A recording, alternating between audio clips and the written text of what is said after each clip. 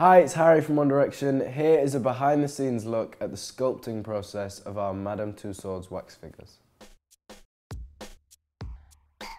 I'm Jim Kempton. I'm a principal sculptor at Madame Tussauds, and I've just been sculpting Harry Styles. I met Harry in January, and at that point we take about 200 measurements and about 400 photographs. Also discuss what sort of expression that Harry would like to have for the portrait. Having got all the information at the sitting, it was then great to be able to bring it back to the studios and try and capture that playful smile in the clay. You can't totally rely on it just suddenly working. You need to really make sure that every little nuance of that smile is captured. It was a challenge, but it was a great challenge.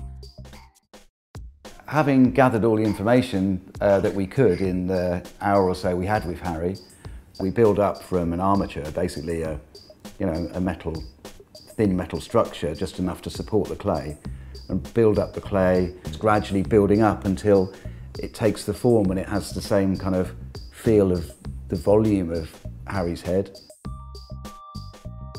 When the clay is at a stage where there's a really good kind of foundation there and everything seems to be working, we were lucky enough to get the chance to take the head for Harry to see it, and to have 40 minutes of him just next to the clay. And that 40 minutes is more valuable than all the 4 or 5 weeks of sculpting here from two-dimensional information. When you see the brightness in the individual, you can then try to capture some of that in the clay. I mean, Harry is quite funny. At one point he just said, you know what, Jim, I really don't think this is working. I think we're going to have to start again.